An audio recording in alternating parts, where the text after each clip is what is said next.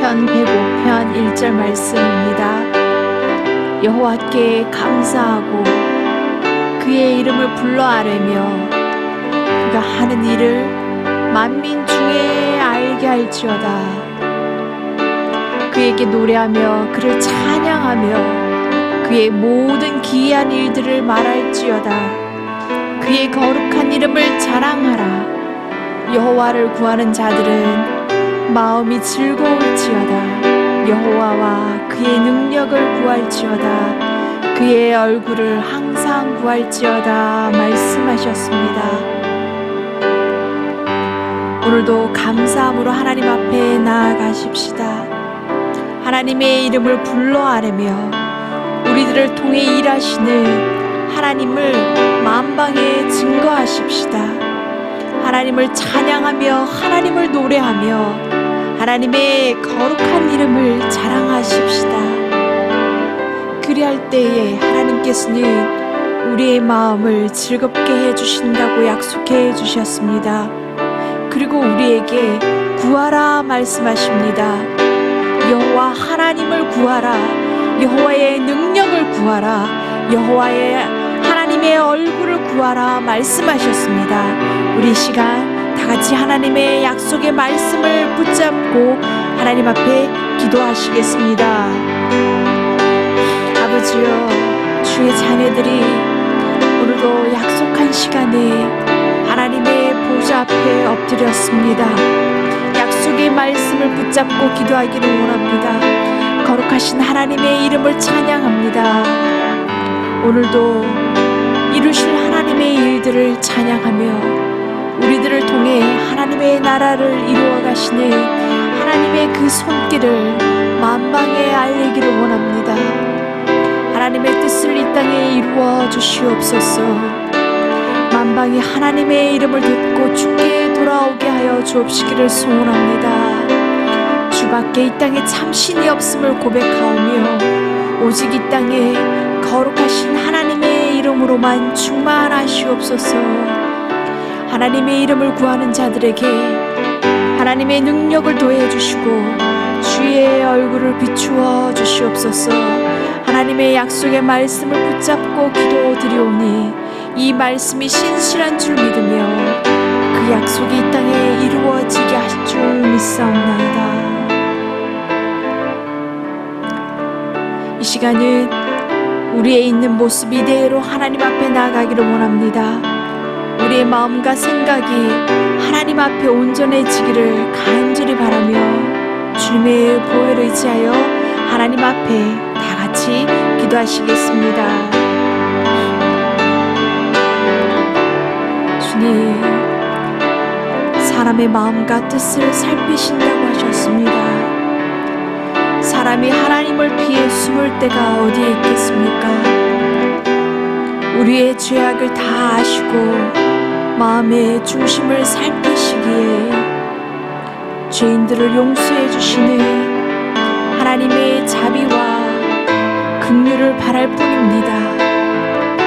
우리의 모든 죄악을 사해 주시는 분은 오직 주님이시니오니 아버지, 이 시간 우리의 모든 죄악들을 십자가 보혈로 씻어 주시옵시고 정결케 하여 주시옵소서. 계속해서 우리들에게 오늘 들려주실 하나님의 말씀을 사모하시면서 계속해서 기도하시겠습니다. 아버지, 에베소 성원아 보가모 교회들을 통하여서 우리들에게 첫사랑을 회복시켜 주셔서 감사드립니다. 믿음을 신실하게 지켜 주님 오시는 그날까지 충성된 증인으로 살라고 말씀하시니 감사드립니다. 아버지, 이 땅이 비록 니골라 당이요 발람의 교훈을 따라갈지라도 우리들은 예수님 안에서 사는 자들이요 마지막 날까지 예수님의 생명을 이 땅에서 누리는 자들임을 고백합니다. 주님과 함께 영원히 천국에서 왕노릇하며 살 자들임을 보여주시니 하나님의 은혜에 감사드립니다. 성령 하나님, 오늘도 보여주신 주시옵시고 오늘도 주의 음성을 들려주시옵소서. 눈이 있어도 보지 못하고 귀가 있어도 듣지 못하는 자들이 아니라 성령의 교회들에게 하시는 말씀을 우리의 신비에 새겨주실 수 있도록 역사하여 주시옵소서. 기름 부어 주시옵소서. 성령의 도움이 없이는 우리는 아무것도 할 수가 없사오며 주님의 도움이 없이는 영적 싸움에서 이길 수 없사오니 주여 우리들을 불쌍히 여겨 주시옵시고 예수의 이름으로 승리를 외치며 이길 수 있는 권능을 부어 주시옵소서.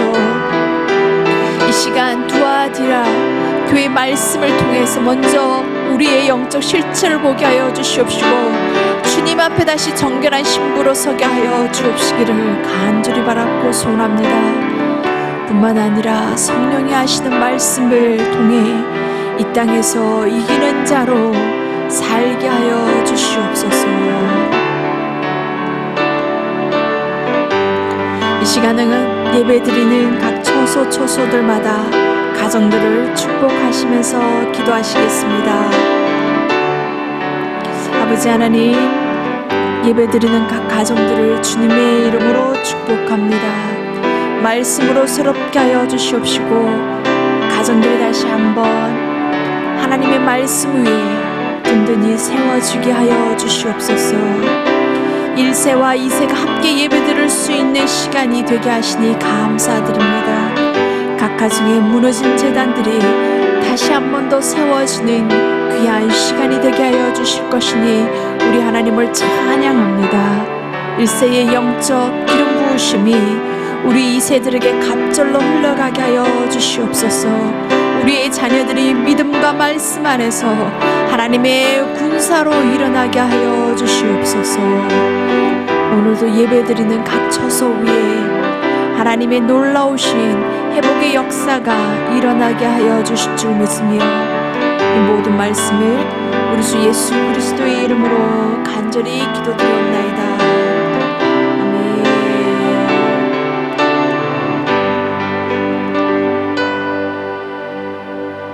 할렐루야. 오늘도 각 처소에서 말씀 가운데로 나오시는 여러분들을 주님 이름으로 진정으로 환영하며 축복합니다. 지난 한 주간 동안 사실 제가 몸이 상당히 좋지를 않았습니다. 그래서 코로나 바이러스가 아닐까 생각했습니다. 일어날 때마다 몸이 너무 힘들었습니다. 그런데 놀라운 것은 내 안이 너무 고요한 것입니다. 내 마음이 너무 평안한 것입니다. 왜일까 생각해 보았습니다. 내 안에 생명 되시는 주님이 사시기 때문이었습니다. 나는 이미 죄와 죽음의 문제, 사망의 문제를 해결하고 이 땅을 살아가는 자이기 때문이라는 것입니다. 그렇기 때문에 두려움도 질병도 나에게는 겁날 것이 없었다는 것입니다. 저에게는 아침마다 새 생명으로 깨어나는 감격이 있습니다. 주님께서 내가 침 삼킬 동안도 나를 놓지 아니하시는 그런 은혜가 있습니다. 사실 잠잘 때는 내가 호흡하는 게 아니잖아요. 주님께서 내 호흡을 붙들어 주시는 것입니다. 그런데도 어김없이 아침에 일어나면은 다시 내가 새 생명으로 깨어나는 것입니다. 새 생명으로 하루를 살아가는 것입니다. 그래서 아침마다 새 생명 가운데 감격이 있는 것입니다. 여러분들에게도 동일한 은혜가 있는 줄로 압니다.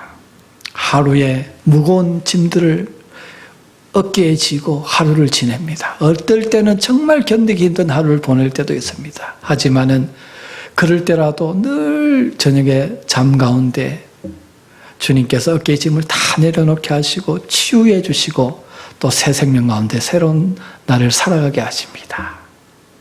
오늘 그래서 저는 그 주님이 주신 그 새 생명을 가지고 이 강단에 섰습니다. 새 생명 주신 그 주님을 다시 한번 증거하지 않을 수가 없는 것입니다. 할렐루야.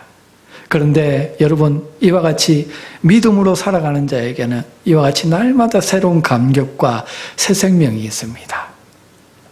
하지만 믿음에는 양면성이 있습니다. 이 세상을 바라고 살아가고 이 세상의 향락을 쫓는 자에게는 아무리 물질적으로 부요가 있고요, 세상 살아갈 때에 크게 어려움이 없다 할지라도 마음속에 이렇게 주님이 주시는 참된 평안이 없습니다. 그리고 그 인생의 마지막에 뭐가 기다리고 있습니까? 하나님의 심판이 기다리고 있다는 것입니다. 지난번에 우리가 버가모 교회를 나누었을 때에 주님의 말씀은 양날의 검으로 임한다 그랬습니다. 복음의 양면성입니다. 오늘도 마찬가지입니다. 주님이 임하시는데 빛으로 임하시고 불로 임하십니다. 믿음으로 살아가는 자에게는 그 앞길을 환히 비춰주시고 생명을 주시지만 세상을 향해서 죄의 낙을 누리며 평생 살기를 원하는 자에게는 심판의 불로 임한다는 것입니다. 오늘 18절에 그 주님께서 임하셨습니다. 그런데 우리가 한결같이 보는 거지만 주님께서는 항상 임하셔서 하실 말씀이 있지만은 뭐부터 하십니까? 위로부터 하십니다. 칭찬부터 하십니다. 온유하시고 정말 배려가 많으신 주님, 우리의 사랑의 주님이신 줄로 믿습니다. 19절에 뭐라고 그러십니까? 내가 내 사업과 사랑과 믿음과 섬김과 인내를 나누니 내 나중행위가 처음 것보다 많도다. 한 주 동안 잘하였다 하십니다. 수고 정말 많이 했다. 우리에게 위로해 주십니다. 내가 다 안다. 칭찬해 주시고 축복해 주십니다. 내 신앙이 점점 더 자라나고 있구나. 내 헌신이 점점 더 많아지고 있구나. 말씀하시는 것입니다. 무슨 말씀입니까? 생명 있는 믿음은 용두사미가 아니라는 거예요. 잠깐 번쩍하다가 사라지는 것이 아니라 갈수록 처음에는 미약하지만은 조금씩 점점 더 많아지고 풍성해지는 그것이 바로 생명의 형상이라는 것입니다. 오늘 저와 여러분들에게 이렇게 점점 더 많아지는 생명의 역사가 충만히 임하는 이번 한 주간 되시기를 주님 이름으로 간절히 축원드립니다. 그런데 주님께서는 이렇게 나중행위가 많아진다 했을 때 그 강조점이 어디 있냐면은 외적인 숫자나 양에 있지 않다는 것입니다. 내적인 본질에 있습니다. 우리 빛 대신 주님은 우리 마음의 동기를 비춰보신다는 것입니다. 본문 19절을 NLT 번역을 한번 보겠습니다. I know all the things you do. 내가 행한 모든 것이 무엇이냐? Your love, your faith, your service, and your patient endurance. 너의 사랑, 너의 믿음, 너의 섬김, 그리고 너의 인내. 모든 한 사업, 모든 한 행위가 뭐라고요? 다 내적인 자질에 대해서 말씀하고 있는 거예요. 우리 주님이 우리가 한 일을 잘했다 칭찬할 때는 외적으로 뭔가를 많이 하고 많이 이뤘다고 칭찬하는 것이 아님을 우리가 알 수 있습니다. 그런데 여기서 우리가 주목해야 될 것은 your love, your faith, your service, and your patient and endurance. 여러분의 사랑, 여러분의 믿음, 여러분의 섬김, 여러분의 인내. 다시 말해서 믿음이라는 것은요, 우리 안에 주님께서 사랑을 부어주시죠. 믿음을 부어주시죠. 섬김을 부어주시죠. 인내를 부어주십니다. 하지만 그것이 내 것이 되어야 된다는 것입니다. 주님의 것으로 남으면 안 돼요. 내 것으로 주장하고 내 것으로 살아내고 드러내야 한다는 것입니다. 그래서 사도 바울은요, 로마서 2장 16절에 복음을 이야기할 때 내 복음이다, 나의 복음이다 강력하게 주장하고 있습니다. 믿음이라는 것은요, 나에게 주신 복음을 나의 언약으로, 내게 주신 언약으로 받는 거예요. 내가 바로 하나님이 나와 언약한 당사자라는 것입니다. 하나님이 나에게 주신 복음이라는 거예요. 마찬가지입니다. 사랑도, 믿음도, 섬김도, 인내력도 내 안에 생명으로 사시는 주님이 누구에게 주신 것이다? 나에게 주시는 것이다. 나의 삶에 드러나야 한다는 것입니다. 이것이 살아있는 믿음입니다. 그래서 주님의 일이란 무엇입니까? 우리가 교회에서 주님의 일을 많이 한다 그러는데 저와 여러분들이 하는 모든 일들 가운데 주님의 사랑이 드러나는 거예요. 주님의 믿음과 섬김과 인내가 드러나는 것입니다. 다시 말해서 주님의 성품이 드러나는 것입니다. 그런데 그냥 주님의 성품으로 드러나는 것이 아니라 언약 가운데 나에게 주신 거잖아요. 나의 사랑, 나의 섬김, 나의 믿음, 나의 인내가 되어서 일들 가운데 주님의 성품이 드러날 때에 우리 주님께서 영광 받으신다는 것입니다. 이런 믿음 가운데 주님이 오늘 어떻게 해주십니까? 처음 행위보다 나중 행위가 더 많다. 점점 더 풍성해지고 많아지는 부흥의 역사를 부어주실 줄로 믿으시기 바랍니다. 여러분, 이것이 바로 제가 바라는 교회의 모습입니다. 사도행전 2장에 나왔던 교회. 성령으로 충만해서 주님의 섬김이 나타나고 주님의 사랑이 나타나고 그래서 교회가 날마다 모여서 떡을 함께 떼며 하나님 나라와 복음을 위해서 모든 것을 바쳐서 살아가는 아름다운 교회. 생각만 해도 멋지지 않습니까? 가슴 벅차지 않습니까? 이런 교회를 위해서 우리가 헌신하노라면 무엇이 아깝겠습니까? 이런 교회를 이루어가는 저와 여러분 되시기를 주님 이름으로 간절히 축복합니다. 꿈을 꾸십시다. 오늘 주님은 이와 같이 빛으로 드러내실 때 우리의 착한 일, 잘한 일, 우리 내면의 빛을 드러내 주셔서 칭찬해 주십니다. 하지만 반대로 주님은 믿음도 드러내시지만은 내면에 있는 죄악도 드러내신다는 것입니다. 이 내면을 드러내실 때는 불로 임하세요. 심판의 불로 임하십니다. 본문 18절입니다. 그 눈이 불꽃 같고 발이 빛난 주석과 같은 하나님의 아들로 임하시는 것입니다. 왜 두아띠라 교회에 이렇게 임하셨을까? 그 배경을 잠시 살펴보겠습니다. 에베소에서 북쪽으로 에게를 따라서 40마일 정도 올라가면 아름다운 해안의 도시 서머나가 나왔죠.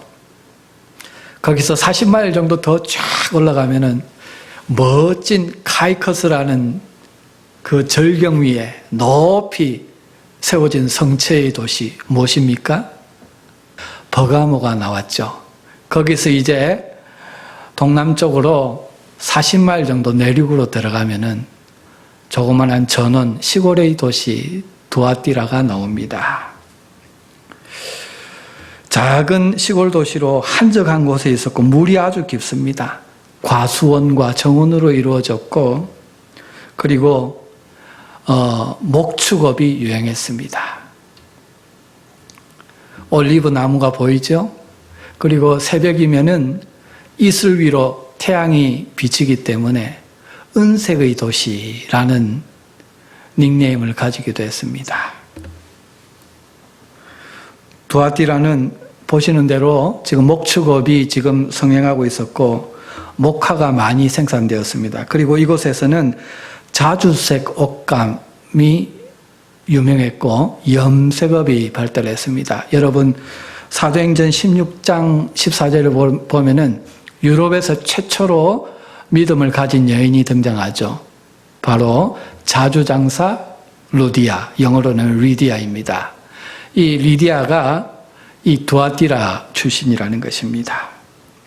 루디아의 집터가 지금 여기 남아 있습니다. 두아띠라에서는 태양신인 아폴로, 제우스의 아들이죠. 아폴로를 숭배했습니다.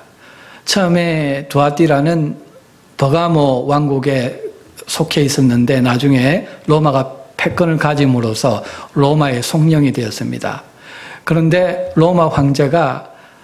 아폴로의 현신이라고 그들이 주장했기 때문에 아폴로를 섬기고 있었던 두아디라는 자연히 아폴로의 현신이었던 로마 황제를 섬기는 황제 숭배를 하게 되었다는 것입니다. 그런데 문제는 뭐냐 하면은 이 두아티라 지역에 있었던 교회마저도 하나님의 아들이 주 예수 그리스도가 아니라 아폴로라는 거예요. 다시 말해서 아폴로의 현신인 로마 황제로 섬기고 살아가는 자들이 있었다는 것입니다. 그래서 오늘 주님께서 어떤 모습으로 임하셨습니까? 하나님의 아들의 모습으로 임하셨다는 것입니다.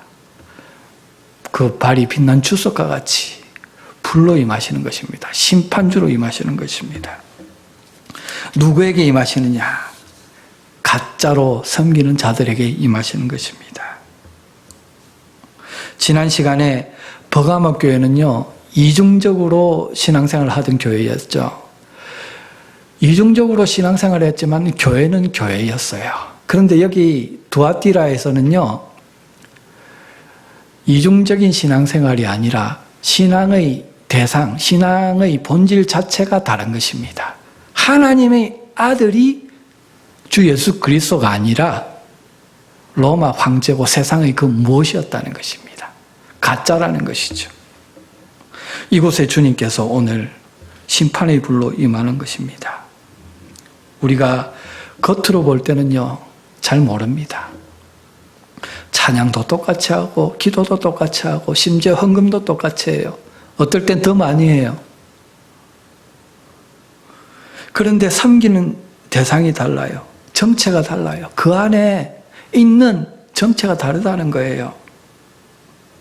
가라지고 쭉종이라는 것입니다. 그들에게는요, 주님이 빛을 비춰주시는 주님으로 임하지 않습니다.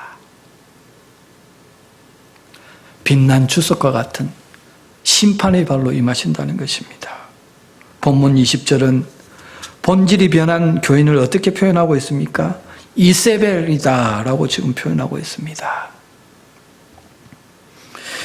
이세벨을 너희들이 용납했다 하십니다. 여기 두아티라 교회라고 하면은요, 당시에 한 교회를 지칭하는 것이 아니라 두아티라 전체에 있었던 가정교회를 통칭해서 하는 말입니다. 그런데 그 가정교회 중에 한 곳에서 목사의 아내가 이와 같이 우상 숭배를 조장하고 행음하게 하는 그런 일을 벌였다는 거예요. 그래서 하나님께서 이 거짓 여자 선지자를 뭐에 비유하고 있습니까? 구약의 이세벨이라는 그 인물과 지금 비교를 하고 있는 것입니다. 구약의 이세벨이 누구입니까? 정치, 경제, 사회적으로 아주 부흥을 이루었던 부광조 아합왕의 아내였습니다. 경제 논리, 정치 논리, 사회 문화 논리를 앞세워서요, 하나님의 자리를 우상으로 대체해버렸어요.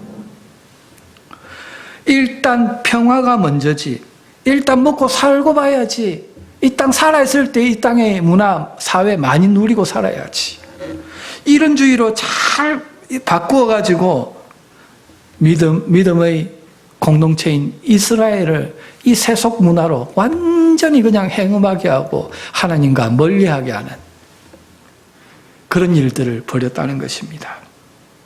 그래서 열왕기상 18장에 보면은요, 엘리야 한 사람만 남았어요.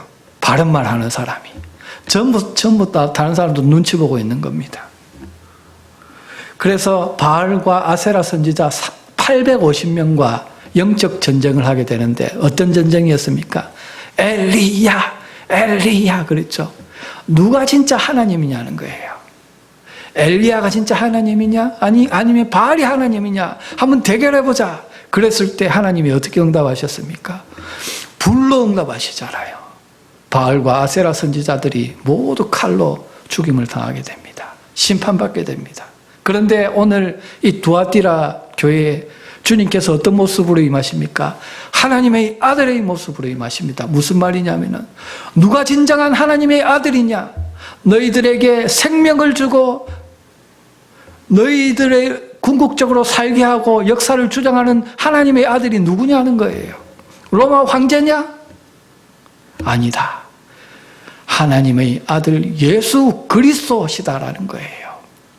여러분, 영적인 전쟁은요, 뭘로 하는 것입니까? 눈에 보이는 것으로 하는 것이 아니에요.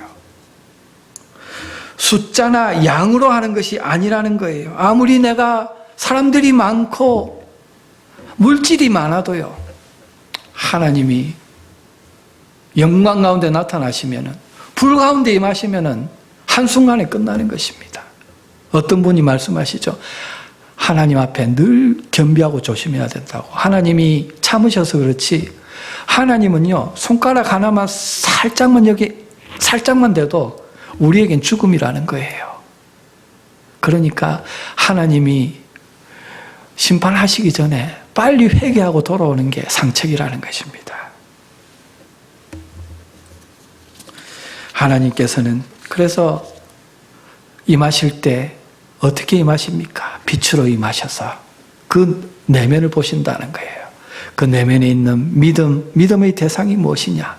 그 실체를 보시고 축복도 해주시고 칭찬도 해주시고 심판도 하시는 주님이신 줄로 믿습니다. 여러분, 그런데요, 교회 주로 왔을 때 보통 여러분 신앙이 먼저입니까? 안 그러면은 세상에 먹고 사는 것이 먼저입니까? 이렇게 물어보면요, 뭐라고 대답할까요? 세상에서 오래 사는 것이 중요합니까? 주님 앞에 영원히 사는 것이 중요합니까? 이렇게 물어보면 어떻게 대답할까요? 다 신앙이 먼저라고 대답할 거예요. 영성이 더 중요하다고 이야기할 거예요. 그런데 삶의 현장에 가면 그렇지가 않습니다. 오늘 말씀은 정말 내 본심이 무엇이냐는 거예요. 어디서 살고 싶으냐는 겁니다. 무엇을 위해 살고 싶으냐는 겁니다. 무엇을 위해 예배드리고 있느냐는 거예요. 누구를 예배드리고 있느냐는 거예요.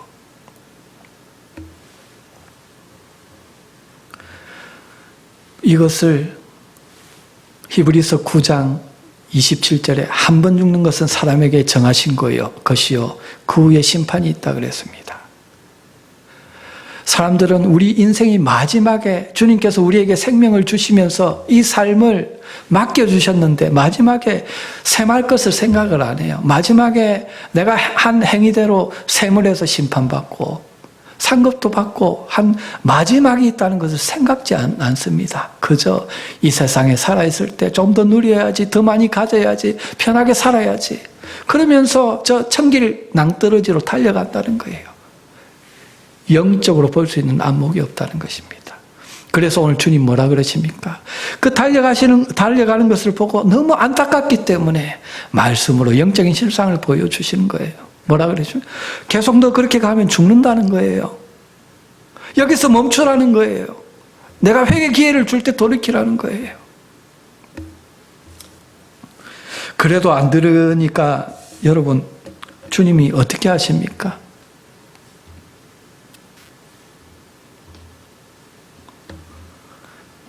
22절에 보면 그를 침상에 던질 터이요. 침상이라는 말은 병상이라는 말이에요. 병이라든지 환난을 주신다는 거예요. 고통을 주신다는 거예요. 고난을 주신다는 거예요. 그런데요, 고난이 정말 많이 올 때는 잠시 회개하는 것 같아도 지난번에 보았듯이 또 사람들은 그 고난이 지나가면 또 다시 세상을 향해 달려가요. 또 죄의 낙을 막 누리러 달려가요. 왜? 죄의 그 맛을 보았기 때문에 그 맛을 또 누리기 위해서 또 달려간다는 거예요. 그러면 어떤 일이 일어납니까?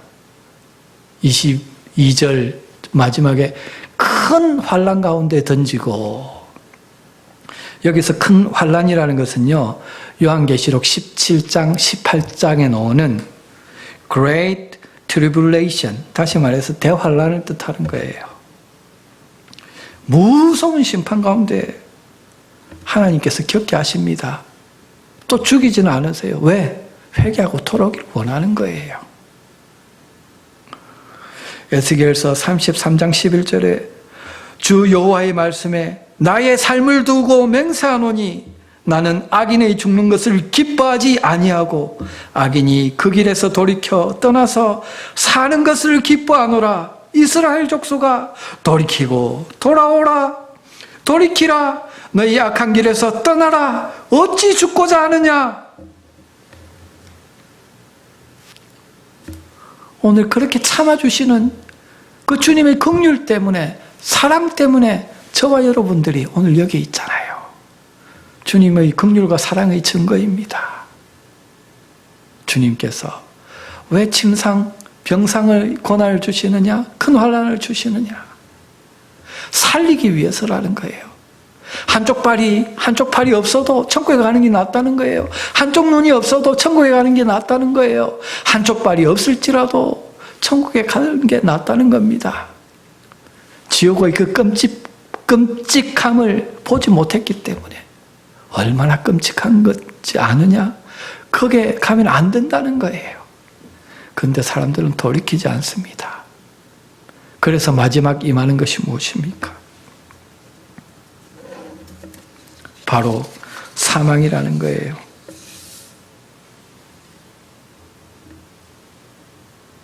여러분, 주님께서 그 사망에 이르지 않게 하기 위해서 지금 말씀으로 우리 가운데 비춰주십니다. 영적 실상을 보게 하십니다. 그러면서 강조해서 하시는 말씀이 무엇입니까? 내 안에 지금 살고 있는 여자 이세벨, 내 안에 여자 이세벨이 살고 있다 말씀합니다.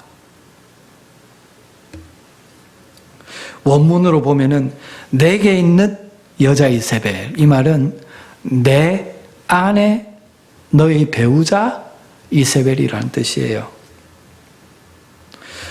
에베소 교회와 버가모 교회에서는 니골라와 발람의 교훈이 있었습니다. 그죠?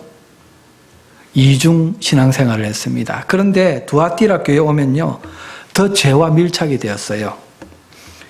이세벨이 죄를 상징하는, 음행을 상징하는 이세벨이 내 아내로, 배우자로 연합되어서 나타나는 것입니다.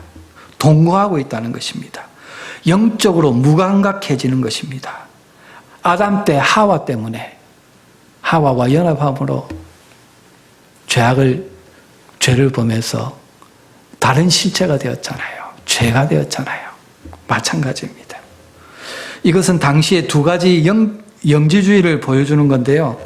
한쪽은 쾌락주의입니다. 도덕 폐기론자 니골라당과 발람의 교훈. 한번 영적으로 구원받았으면 이 세상에서 무엇을 누리고 어떻게 죄의 낙을 누리고 살아도 천국에 가는 데는 지장 없다. 구원을 티켓으로 생각하는 것입니다. 유다서에서 지난번에 나누었죠, 그죠? 구원은 티켓이 아니라는 것입니다. 그런데요, 여기 두아티라에 있는 것은 몬타니즘이에요. 신비주의입니다. 극단적인 은사주의예요. 자꾸 영적으로 깊은 것, 이상한 깊은 체험을 추구합니다. 그래서 하루에도 몇 번씩이나 하나님의 보좌 위에 올라갔다 내려갔다 하는 거예요. 가서 하나님 만나고 하나님 음성 듣고 왔다 갔다 하면서 직접적으로 계시를 주고 예언을 하고 하니까요, 사람들이 거기에 혹하는 거예요. 그런 것을 쫓다가 가정이 깨어지고 관계가 깨어지고 가진 재물 다 바치고 예수 무당처럼 이상하게 살아간다는 것입니다.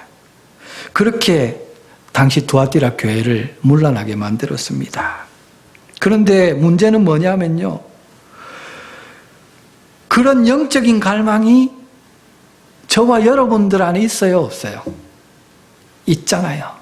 하나님을 더 알고 싶고 깊이 알고 싶고 영적인 비밀을 더 많이 알고 싶고 주님과 그냥 연합해서 그냥 항상 24시간 살고 싶은 그런 갈망이 저와 여러분들에게 있어요.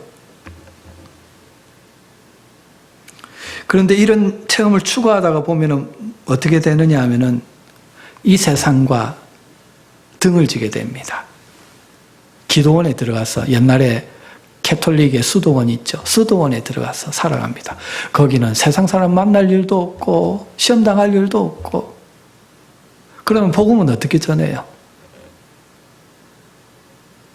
그렇게 추구하다가 보면 사람이 이상하게 변하는 거예요. 사회성이 없어지는 거죠. 이것이 바로 몬타니즘입니다.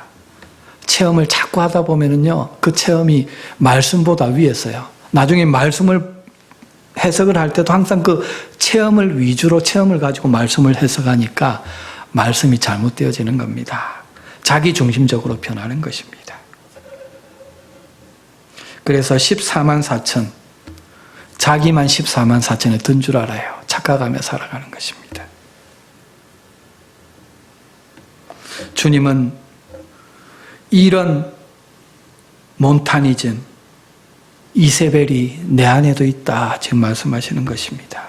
그런데 본문 24절에 뭐라 그러십니까? 이런 잘못된 영적 갈망이 어디로부터 오느냐? 광명한 천사인 사단으로부터 온다는 거예요. 사단의 깊은 것이라는 거예요. 그러면은 어떻게 영적인 은사나 체험이 하나님으로부터 온 것인지 사단의 것인지 분별할 수 있느냐? 간단합니다. 좀 전에 나누었듯이 하나님의 일은 무엇이라고요? 하나님이 하시는 일에는 뭐가 나타난다? 하나님의 성품이 나타나는 거예요. 하나님의 성품은 크게 두 가지로 보면은 하나님의 사랑과 하나님의 거룩입니다. 만약에 하나님이 주신 은사고 체험이라면요, 그 속에는 하나님의 생명이 나타날 거예요. 하나님의 사랑이 나타날 거예요. 하나님의 거룩한 각 영혼들을 존중해 주시는 하나님의 그 존중함, 겸손함이 은사 가운데 나타날 거라는 거예요. 그런데 자기가 왕이야. 하나님의 대권을 자기만 받았어. 이단 교주와 같이. 그렇게 사람들을 부리고 좌지우지하고 힘으로 그 영적인 지식으로 군림하려고 하는 것, 그것은 하나님께로서 온 것이 아닙니다. 어디로부터 왔다? 사단이, 광명한 천사를 가장한 사단이 와서 미혹하는 거라는 거예요. 그런 몬타니즘을 통해 극단적인 은사주의를 통해서 교회가 망가진다는 거예요. 그래서 그리스도인이라면요, 적어도 이 한 가지 무엇입니까? 하나님의 일이란 무엇이냐? 라는 것에 대한 개념은 철저해야 됩니다. 교회 일을 할 때도 내가 키보드를 반주해요. 찬양팀으로 봉사해요. 안내로 봉사해요. 주방에 봉사해요. 말씀으로 봉사해요. 어떤 작은 일을 하든지 간에 중요한 것은 그 하나님의 일이 뭐냐는 거예요. 하나님의 일 가운데 뭐가 드러나야 되느냐는 거예요. 나의 옛사람이 드러나면 안 되고, 못된 성품이 드러나면 안 되고, 나의 죄성, 내가 높임받고 내가 영광 받으려는 나의 죄된 욕망이 드러나면은 그건 하나님 일이 아니에요. 나의 일이지요. 사단의 세계에 속아서 하는 일이라는 거예요. 나의 영광을 구하는 일이죠. 어째 그게 하나님의 일입니까? 하나님의 일은 내 안에 생명으로 사시는 그 하나님의 생명이 드러나고, 나를 십자가의 사랑으로 살리신 그 주님의 사랑이 내 안에 내 사랑이 되어서 그 사랑으로 드러나고, 섬김으로 드러나고,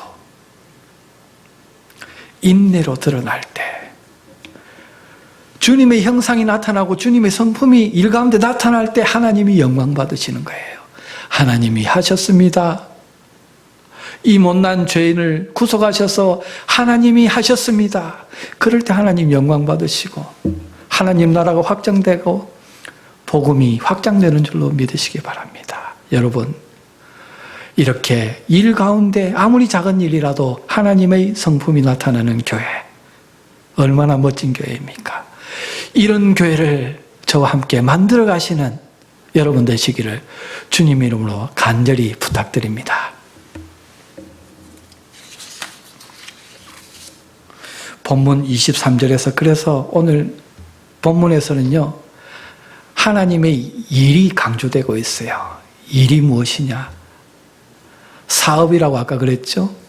내 사업이라고 그랬는데 그 사업이라는 말도 원문에 보면 일이라는 말이에요. 내 나중 행위, 그 행위라는 말도 일이라는 말이에요. 같은 일이라는 말인데 그 일이 뭐냐는 거예요. 본문 23절에 보면은 모든 교회가 나는 사람의 뜻과 마음을 살피는 자인 줄을 알지라. 내가 너희 각 사람의 행위대로 갚아주리라. 여기 또 행위 일이 나오죠, 그죠? 다시 말해서 주님이 보시고 갚아주고 상 주시는 일은 무엇이다? 그 내면의 동기와 외면의 행위가 일치하는, 외면의 행위와 내면의 행위가 일치하는 것입니다.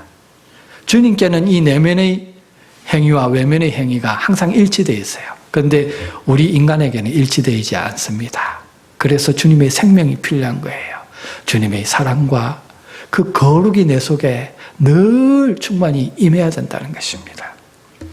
24절, 25절에 주님이 말씀하십니다. 두아티라에 남아있어 이 교훈을 받지 아니하고 소위 사단의 깊은 것을 알지 못하는 너희에게 말하노니 다른 짐으로 너희에게 지울 것은 없다.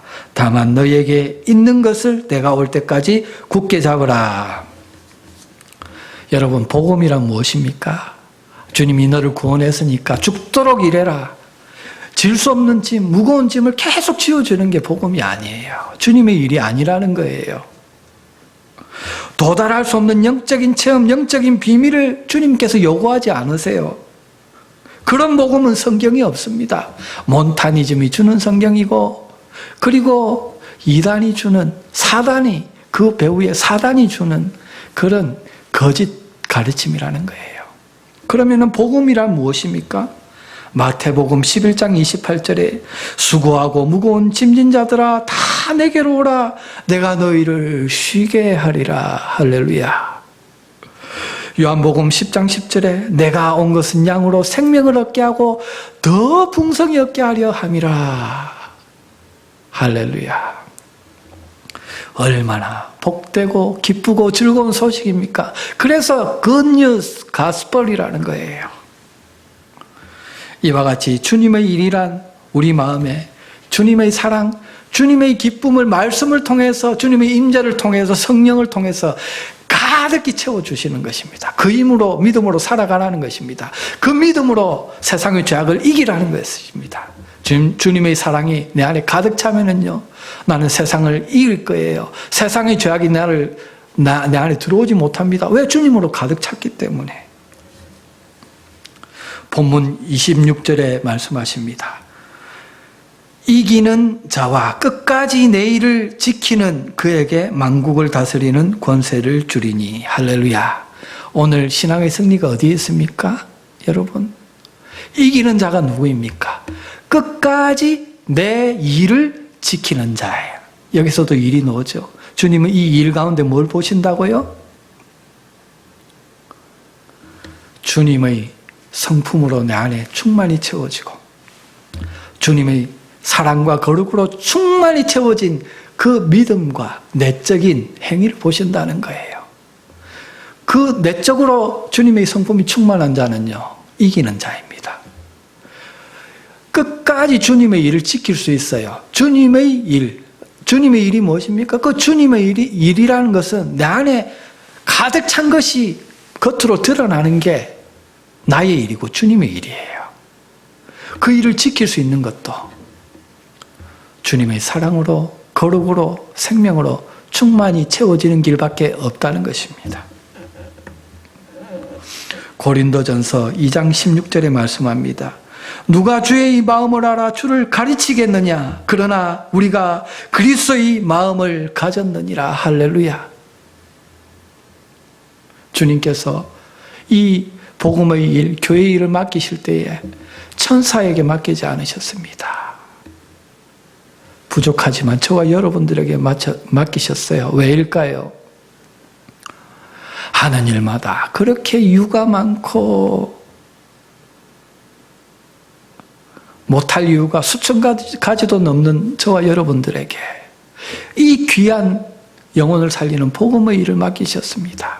왜냐하면 저와 여러분들은 하나님의 형상으로 지음받은 자들이잖아요. 하나님의 구속의 은혜를 알잖아요. 왜? 그 죄악 가운데서 살림을 받았으니까 십자가 보혈로 생명을 빚진 자들이니까 빚진 그 은혜를 안다는 거예요. 천사들은 아무리 일을 잘해도 그 구속의 은혜를 몰라요. 그래서 자기가 받은 사랑, 자기가 받은 은혜를 일 가운데 나타내지 못해요. 작은 일이지만 주님께서 하셨습니다. 부족한 나를 주님께서 십자가로 사랑으로 살리셔서 일을 하게 하셨습니다. 주님께 영광 돌립니다. 주님이 영광 받으시잖아요. 주님의 나라가 확장되잖아요. 할렐루야. 이것이 교회고 성도의 바른 모습인 줄로 믿습니다. 저는 이런 교회를 꿈꿉니다. 여러분들이 이런 성도가 되기를 꿈꿉니다. 오늘도 그래서 내가 만난 주님, 내 안에 생명으로 사시는 주님, 나를 통해서 주님의 성품을 드러내시는 그 주님을 전하는 것입니다. 여기에 우리 신앙의 승리가 있다는 것입니다. 그래서 상급도 마찬가지예요. 본문 26절로 28절입니다. 이기는 자와 끝까지 내 일을 지키는 그에게 만국을 다스리는 권세를 주리니 그가 철장을 가지고 그들을 다스려 질그릇 깨뜨리는 것과 같이 하리라. 나도 아버지께 받은 것이 그러하니라. 내가 또 그에게 새벽별을 주리라. 여기에 만국을 다스리는 권세를 주신다 말씀하십니다. 그런데 악인들을 심판하는 그런 컨텍스트에서 나왔기 때문에 철장을 가지고 깨뜨리는 것, 이게 악인들에게 행하는 거죠. 심판입니다. 그런데 이 하나님의 약속과 상급에는 항상 양면성이 있어요. 이렇게 악인들에게 심판으로 주어지지만은 우리 믿는 자에게는 축복과 상급으로 주어집니다. 그러면은 우리에게 주시는 만국을 다스리는 권세는 무엇일까?